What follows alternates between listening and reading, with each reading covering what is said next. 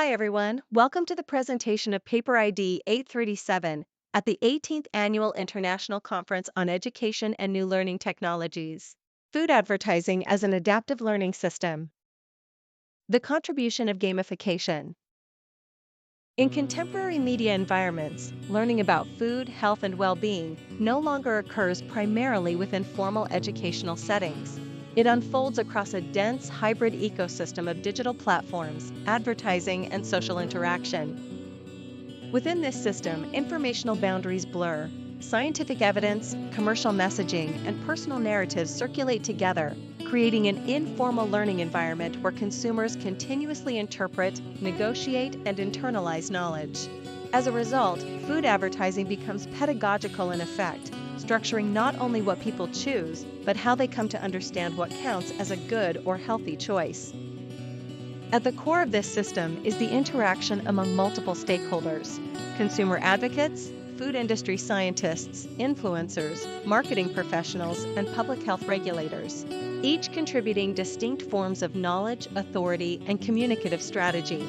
These actors co-produce an evolving informational environment through feedback loops in which consumer responses continuously recalibrate messaging practices. We position this ecosystem as inherently adaptive. It learns from engagement, adjusts to cultural and regulatory pressures, and reconfigures how evidence, persuasion, and meaning intersect. This perspective challenges traditional models of communication by emphasizing coevolution, distributed agency, and the recursive nature of learning within media systems. To operationalize this perspective, the study introduces a storytelling-based gamified model, a replay multiform card game that simulates the food advertising ecosystem as a literacy space. Grounded in dialogical pedagogy and interactive narrative theory, the game positions participants as stakeholders who must navigate competing narratives, justify decisions, and collaboratively construct evolving storylines. Each round of the game gives rise to a storyline backbone from which 5 stories are created, each from the point of view of a stakeholder. The paper exemplifies a round outcome in which, from cards received by the players, each story addresses scientific evidence, careful language, short video, convenience, and future regulation as selling points in a marketing campaign. Listen to a story generated as an outcome of the game told from the point of view of the marketing executive. I remember the exact moment the brief stopped being a campaign and started feeling like a living system. It was a Tuesday morning, quarterly review, the usual parade of metrics, engagement curves, conversion funnels, attention decay rates. But something in the data didn't behave the way campaigns are supposed to behave. Instead of a predictable rise and plateau, we saw feedback loops. Consumers weren't just reacting to our messaging, they were reshaping it. Search queries shifted after exposure. Comments reframed product attributes in their own language. Purchase patterns clustered around narratives we hadn't explicitly designed. That's when it clicked. We weren't running ads. We were training, and being trained by, an adaptive learning system. From that point forward, everything changed. We stopped treating marketing as a linear pipeline and started structuring it like a research program. If we wanted to build credibility, we couldn't just say the product was science-backed. We had to embed scientific signaling into the system itself. So, we began integrating references to ongoing nutritional studies directly into our messaging architecture, not as decoration, but as evidence nodes. Short-form content that pointed to emerging findings, framed in accessible but precise language. We didn't oversimplify, because oversimplification breaks trust in a system that learns from scrutiny.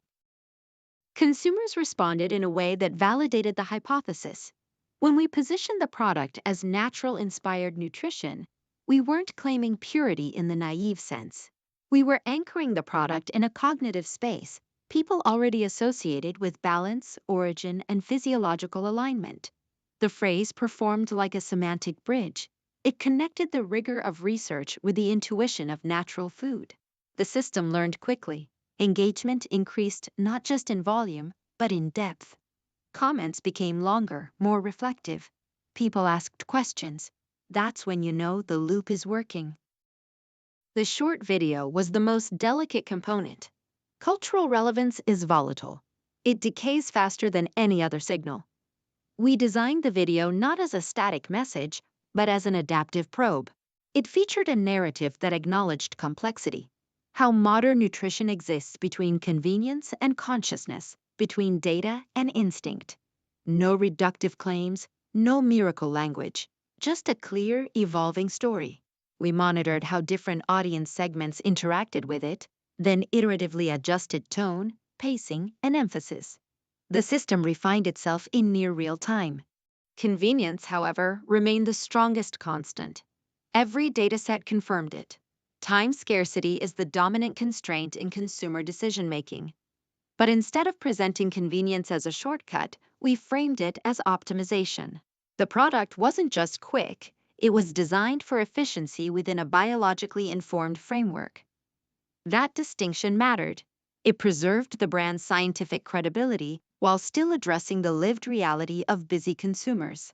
In the system, convenience became a high-weight feature, one that consistently drove conversion without eroding trust.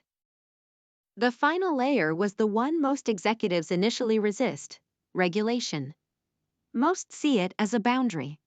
We treated it as a horizon. If the system is adaptive, it must anticipate constraints before they are imposed. So, we began aligning our messaging with where policy will be, not where it is. Transparent claims, evidence-linked statements, no ambiguity in nutritional positioning. At first, it felt like we were limiting ourselves, but over time, it became clear. We were training the system to operate in future conditions, and that made it more resilient than any competitor still optimizing for the present.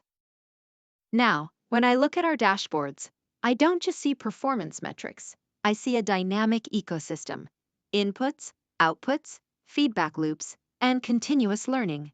The brand is no longer a voice speaking at consumers. It's a system co-evolving with them, grounded in research, shaped by perception, and constantly recalibrating. And the most interesting part? We're no longer fully in control of it. But that's exactly why it works.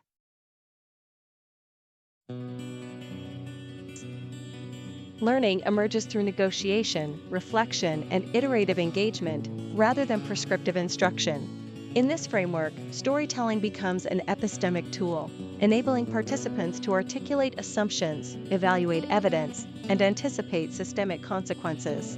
Gamification thus operates not merely as an engagement strategy, but as a methodological bridge between critical analysis and experiential learning. By transforming advertising into a shared object of inquiry, the approach cultivates critical health literacy and systemic awareness, ultimately reframing education as a participatory process of meaning-making within complex, adaptive environments.